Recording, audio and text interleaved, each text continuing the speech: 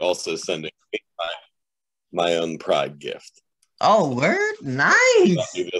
So this is kind of this deal. See, so it's a What? Wait a minute. What?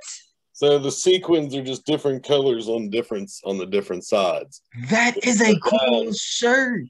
All red and then that is such a cool shirt. Yeah, surprisingly, it's like from Abercrombie, which I didn't even really know was a thing anymore. It was a big thing when I was in high school. The Abercrombie, I mean, they're still gonna pop off, you know. I think American Eagle overtook. It was a big deal in the '90s when I was in high school. Everybody had to have their Abercrombie jackets. I don't know if you would believe me, but I'm actually wearing corduroy jeans right now, and those are old school. Cords are awesome. They're like butchers. They're a dying breed. Hey, but you got to bring them back, you know. Yeah, no, I'm all here for corduroy pants, man. Awesome. So Brian, let's go ahead and get started, man. So tell me a little about yourself. You know, I actually see on your profile you're a husband. Mm-hmm. Water specialist, lots of cool things. So tell me a little bit about your story, man. Well, I mean, if you look at the handle on my profile, it's once was chef. Yeah. I worked as a chef for 21 years. I grew up in Pittsburgh and went to culinary school, you know, worked in the food industry a little bit, ended up in culinary school, moved around, went to New York and worked in New York. I was the banquet chef on Ellis Island. I was like 26, I think. And that's kind of how I started. That's how I got to New York. And then kind of bounced around and doing a lot. I mean, I worked at a lot of places in New York. And then I went and worked for Wolfgang Puck in Chicago for a while at the Museum of Contemporary Art. And then I met my wife in Brooklyn, and she is from North Carolina. So we were down here in North Carolina. We ended up moving down here. And we owned a restaurant. And again, getting back to the point, this long drawn out thing I'm saying was, we owned a restaurant, we did it, we sold the restaurant, and that and closed that chapter, I think. I mean, it's a young man's game, and I mean, I kind of did everything I think I wanted to do. I worked for the people who I wanted to work for. I lived and worked in the places I wanted to. I owned my own place, and for whatever reason, we sold. Well, here we had this horrible business partner.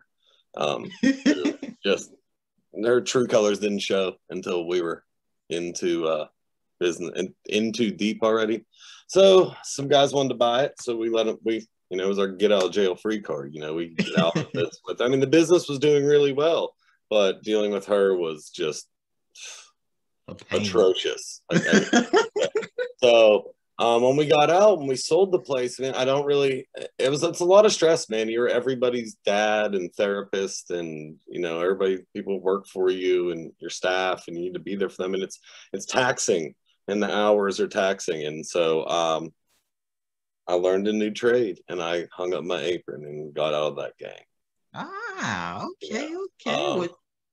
It was my wife's father. He was kind of born into well drilling, and then he sold his well drilling business. He services people's wells and pumps and does water systems, carbon filters, water treatment, like water softeners, odor, reverse osmosis for dirty water. So he asked me if I wanted to go to work with him one day, and I did. And then it just kind of went from there. I liked it. I enjoyed it. I still get to work with my hands. I feel there's still like a creative process to it, kind of like when you're taking all the elements of the food you were going to put on a plate, and now you know, so you get the plate and make it look pretty. So when you're plumbing people's stuff in, you can't just throw this pipe running across here. It's still kind of like where I get the creativity to, you know, make something look nice. It's like I'm putting the pieces together on a plate again, you know. And I really enjoy it, man.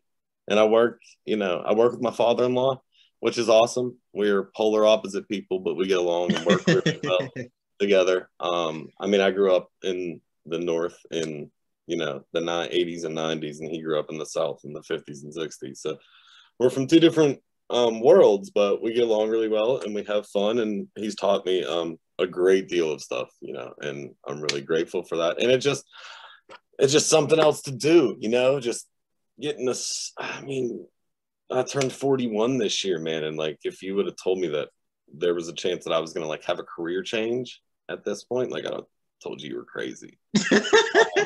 But I mean, it kind of like, it happened pretty organically. But you lived it all, you know, you lived it Yeah, all. and I'm into it, and it's something else I like doing. So, and I've got a lot of freedom in this job. Whereas, like the restaurant, you know, like on your day off, it just meant like I only went to the restaurant twice. You know, and you own the place, you're on it. You know, you got to be on it at all times. So this was, you know, this is a little different. You know, if it's raining too bad outside, I mean, we work outside. If it's raining, I'm just not going to work that day. You know, Sopranos season 4, let's go. You know, so I mean, that's a little. I guess that's kind of That's awesome, that's my though. story. That's so That's my story, awesome. like kind of, you know, condensed. I guess So what was that's so the what was a story as big a whole. inspiration for you? What was one of your biggest inspirations, you know, growing up, would you say? My mom. I mean, single parent, putting 3 kids through, you know, private Catholic school in Pittsburgh on her own, you know, and just she was, I mean, she's the inspiration for everything. And she was a true role model, you know. Lost her when she passed away when I was like 24. But my mom, Whoa. man, she was like she was the real deal, you Who's know. the oldest? My oldest sister, my sister, she is Kathleen. She'll be 48 this year. My brother's Thomas he just turned 45 on June 1st. So, and Okay, okay, okay. I turned 41 on St. Patrick's Day. Ah, you the baby. Yeah. So I mean, you know, baby in an Irish Catholic family and being born on St. Patrick's Day to my Irish mother was, made for quite the, lack of a better word, kind of spoiled child, you know. But I'm really, I mean, yeah. I mean, I was really spoiled. Like it was more, I got away with everything. You know, it wasn't like I was getting all these things, so to speak, like spoiled in that sense. But I could just kind of do whatever I wanted. So it was both good and bad. You know. Yeah, yeah. Yeah. I mean, That good is for me, hilarious. bad for my mom. You know. So, but you know, it was like, you know, my father was Italian, my mother was Irish. So, like for her, you know, it was born on St. Patrick's Day. You know, it's like Irish. So, That's I'm like actually that. cool. St. Yeah. Patrick's Day is always like a journey. It's just Oh, it is a journey, man. I grew up in Pittsburgh. Pittsburgh has one of the biggest St. Patrick's Day celebrations there is, and it's the Saturday before St. Patrick's Day, unless St. Patrick's Day falls on a Saturday. In 2001, it was on a Saturday.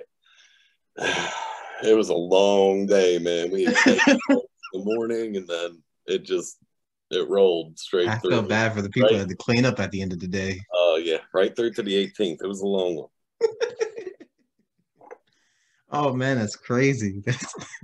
So what are some struggles that you've been through that you had to say? I mean, I think what I was touching on before, I'm going to come back to, I was 24. My mom passed away. She died of ovarian cancer. She was 58 years old. Dang, why is cancer killing everybody? It's the and this is a woman who didn't drink or smoke. I mean, this was just kind of out of the nowhere. I guess when she's probably like 54, 55, she got diagnosed. So she had it for like 3.5 years. Yeah, cancer's whack, dude. Fuck cancer. Yeah. It's killing Um, everybody. yeah, that was that's never I mean, it sucks. It's a shitty situation, you know. Especially you're young, man. I mean, I know you're like, I mean, I was 24, but I mean, I'm 41 now, and like, you know, I feel like that was a lifetime ago. I mean, so I mean, yeah, you're an adult at 24, but you're a baby, man. I mean, you're a baby. I mean, I feel that like every year. Like I feel like 10 years ago when I was 30, I was a baby, you know. So, like, but really, at 24, I mean, you ain't been out that long, you know. I mean, life on your own and life as an adult is very new and very fresh, and um, you know, and then something like that happens, and it's just like, It hits you like out of nowhere. yeah, you know, I mean, like we saw it coming, but it was just like you can't. How do you prepare for that? I mean, my sister would have been I guess like 31. I mean, it wasn't any easier for her. You know what I mean? I mean, she was older, but still, I mean, you lose your mother, you know, and it's somebody who just played such a role in our lives. I mean, my mom she was on point, man. She was at every, you know, she was at every dance recital or baseball or swim meet, you know, I mean, every single one for all of us, you know, so, and she worked the whole time too, you know, and, you know, we kept up airs. Like, we never left the house that her and my dad had. It was a big house, man. A 4-bedroom home, you know, and she's putting all 3 of us through private Catholic school in Pittsburgh. I mean, but we, you know, there wasn't money falling out anywhere, but we were able to stay where we were, you know, and continue on kind of the path that they started us out on, which I think we were all really appreciative for. You know, getting to stay in the same neighborhood with our friends and everything. So, That's amazing. yeah, mom was Mary Grace Goslin de Giorgi was a fine woman. Yeah, I noticed your last name. It's a very nice last name. See, so the Giorgi is my dad's in Italian. Her maiden name was Goslin, so you know, so we got to make sure because she, you know, she kept her name. She kept her married name because she wanted us to have the same name as her. So, you know, but we, you know, when we had her headstone made, we had her maiden name put in kind of like a hyphenated. Okay. Yeah, mom's was the best, man. We love Mary Grace. She was a good chick. She was a real one. That's lovely, man. So what is a positive message that you would like to give out to people if you could give out one positive message or a couple? Or food for thought, as we call it.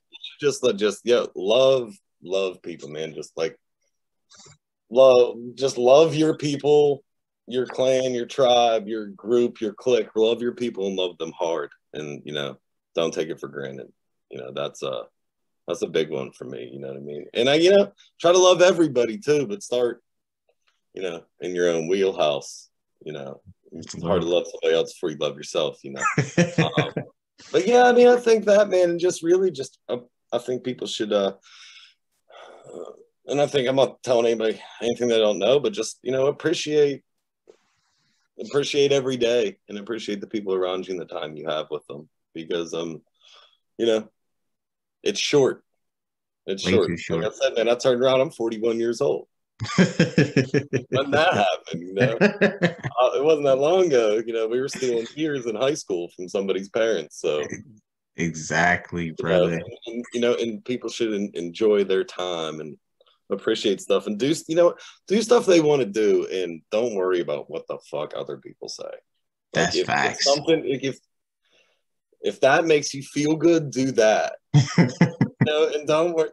You know, you don't need those people. Whatever you like, enjoy that, embrace it, celebrate it. You know, do what you like because you like it, not because you think because other people accept that or that's what they do. You know, or if you like what other people do too, cool, do that. But just be happy. Like, yes, not to be happy and let other people take your agency away from you. Yes. Now this question right here is gonna hit you, brother. How was your COVID situation? What was COVID like for you? See, I have to get to those questions. Well, actually, no, this is actually fine because it's really weird. So, when we sold the restaurant, we were in Wilmington, North Carolina, and then my in-laws, they have this big house at a place called Lake Waccamaw, which is like 40 miles west of Wilmington. And we were just gonna, you know, we made some money to sell the restaurant. We were just gonna lay low for a couple months. And they have an apartment on their first floor that they don't use. They use to entertain sometimes, having their friends will play music down there. They're like, hey, you guys want to move, you know, stay there for a while? And we're like, yeah, let's kind of get out of Wilmington. Just, you know, like I said, the restaurant was a doozy, you know, it was especially at the end there with everything that was going on, you know. So sorry, my phone was ringing. Okay. I kind of lost my train of thought. Was it? Oh, guys. So I'm sorry. We came out here, so we're kind of out. We're out the lake. We're not around a lot of people. So we came out here in November of, I guess, what was it, 19? And then next thing you know, COVID happened. So we were kind of like, we weren't in the city around a lot of people. We're kind of already out here. I mean, you have neighbors that you wave to, you know, no one you really interact with all the time. So like what I'm saying is like once COVID hit, like it didn't really change from the way we were living like the 3 or 4 months before it started. We're just out here kind of like hitting the reset button and being kind of, you know, away from the hustle and bustle and the rat race. And you know, I'm sitting. There's a lake across the street from me, like right there, man. Just go out there, go swimming. So COVID has sucked for a lot of reasons, but this kind of was serendipitous. We were just kind of here when this all went down. So it didn't change that much because the work I started doing with her father, you know, we go out and we work on people's wells and stuff. We're out in their yard, in the middle of a field, in their front yard. We're not dealing with people, so we don't have to stay around from anybody or, you know, stay away from them because they're just not, you know, they're in their house. They give us a check when we leave. The thing that sucked about COVID, though, was my goddaughter, my sister-in-law's daughter was born on March 22nd of 2020. So we've got to see her very sporadic. Dang. Yeah, because they wouldn't even allow people in the doggone hospitals at the time. So we've seen her a couple times, but there was a huge space of time where we didn't because we didn't want to travel to Greenville, South Carolina, where they are. It's a few hours away because, you know, we didn't have the vaccination yet. You know, we were scared, man. Me and my wife both smoked for like almost 30 years. You know, I smoked for like 27, 28 years. She smoked for like 30, and we've quit smoking. But like, from what we knew at least then, it was like, you know, and I think it still holds true, is that, you know, it takes a toll on your lungs. Well, we've already put a toll on our lungs. So, you know, but, you know, we didn't want to go catching this. So we were kind of hermited here. But look, man, it's been trying. It ain't been trying between us. I mean, me and my wife are thick as thieves. Peanut butter and jelly, man. You know, we get along really well. It started at first. Remember when it was fun? We thought we were gonna do this for a couple weeks. Everybody was watching Tiger King. Uh-huh. You know, it was the beginning. We're like, cool. I'm gonna rewatch The Sopranos or The Wire. You know, and then it drags on. Hell, you know. And then I think, you know, we went through that stage. We kind of got restless, and then I think you just kind of settled back in, and we're just like, well, I guess we're gonna watch every TV show we've ever. You couldn't do anything. You couldn't work. You couldn't do unless you worked at home, and then on top of that, you couldn't go anywhere. All the restaurants were closed. Yeah, it's I think I miss. I'm upset, or I guess I shouldn't say it. I'm sad that I missed a lot of time with them. My wife and I missed a lot of time with our niece when she was so young. But you know, everybody's healthy, so that's what matters in the end. You know, we're able to see her for the rest of her life. Yep, and now people are getting vaccinated. Yeah. So we've seen her recently, actually. You know, so that's y'all just got vaccinated. No, well, we got vaccinated. I think it was March. We got vaccinated in March. There was a Johnson like vaccination-a-thon out at the community college out here. There's 1,000 shots, man, and we got numbers 923 and 924, I think, something like that. So. Oh yeah, I got that. I got that vaccination. That was beautiful. Yeah, it really was. Awesome, but you know, man. COVID sucks, man. I miss my friends. I miss my friends on, you know, and I miss traveling. You know, I spent my 40th and 41st birthdays here.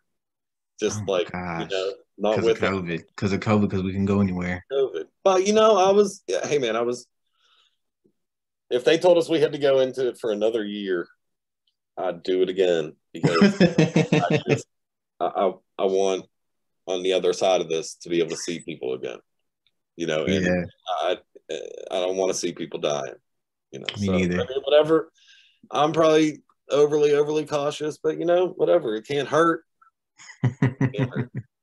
So. That is awesome. That is so awesome, brother. That is actually incredible, man.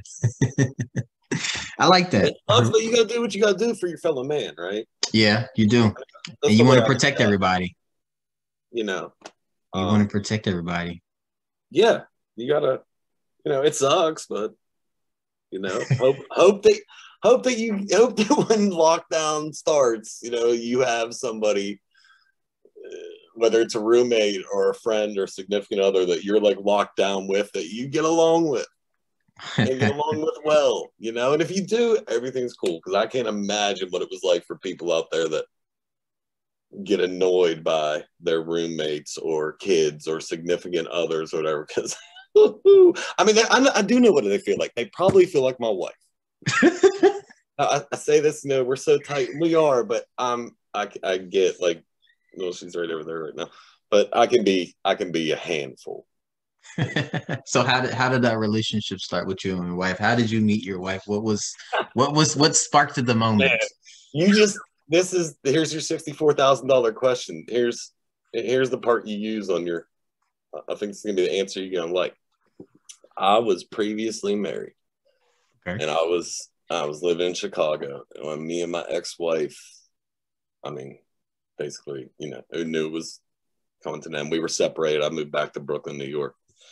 And I moved back in like October, and then like I think it was June.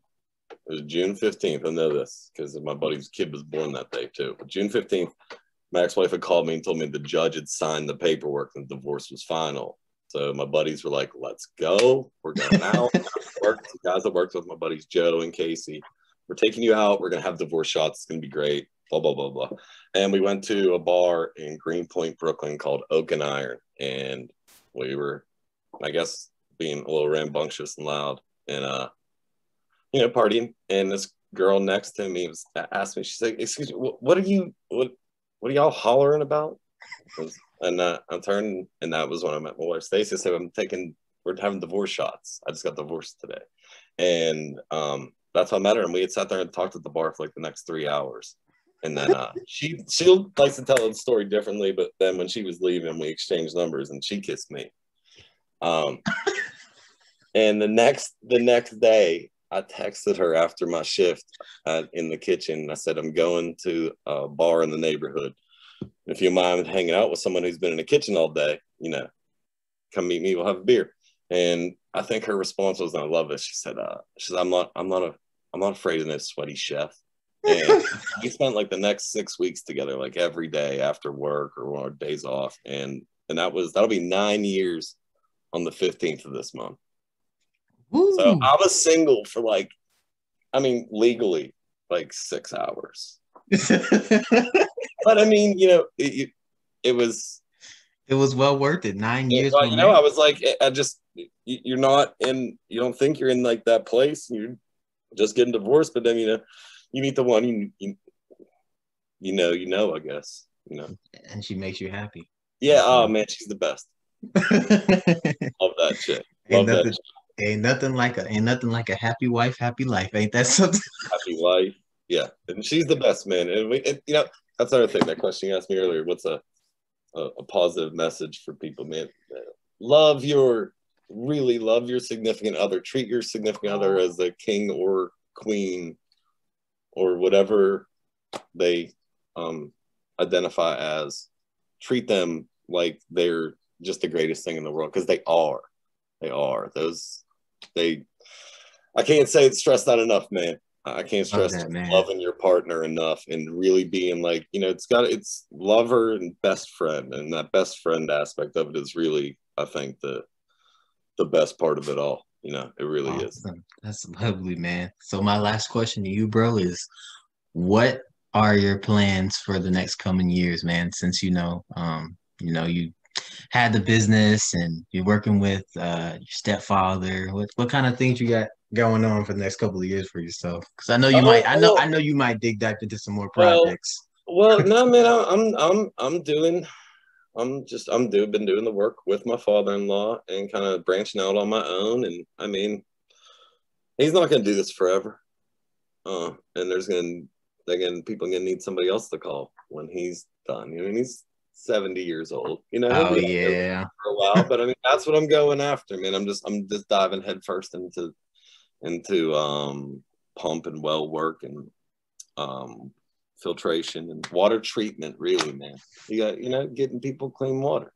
Hey, that's what we need, bro. And we're building a house. Oh, really? Yeah, we got a piece of land. My mother-in-law grew up on a big farm not far from here, and she still owns some of it out there from her parents. And they gave us a little piece of land to put a house on. So we're going to build a house. So hopefully within the next year, we'll get that going and get in there. So that's pretty exciting. We're really Hey, that excited is about exciting. A that. brand new house. We're starting to think, you spend so much time working in restaurants, and stuff like that. I mean, you live week to week. Even if you own that place, man, you're week to week, month to month. It's hard to save money, even when everything's going well. So we were starting to think, we just gonna end up renting for life. So we got this piece of land, and it's gonna happen. So it's a really exciting thing for us. We're up. I can't wait. I can't Yeah, wait, brother. we're pumped about it, man. So we get to build our dream home. Yes, can't wait, brother. I do thank you for doing this interview with me, Yeah, Brian. man, 100%. Thank you. Oh, no problem, man. I enjoyed it to the max. It was awesome. Now listen, It, let me know. Look, I'm excited to follow you and see where this all goes for you. I wish you the best of luck with it. I enjoyed this. Easy to talk to. yeah, And go get him, man. Go get him. Go do this. How old are you? 24. I mean 23. About to be 24 next month. Oh man, yeah, dude.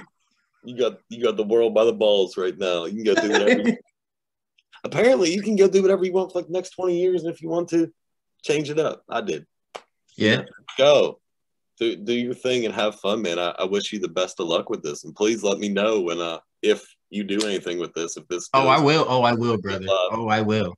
I yeah. will. Oh, Yeah. Let me know, man. for sure. Thank I'd you. love to chat again. I'd love to revisit this when you're Mr. Big Time. I Of want to see how course, you brother. do. Thank you Yeah. so much, Brian. Appreciate it, All man. right. Have Yeah. a No good one. problem, man. You have a good night. You too. Thanks, man. All right. Bye.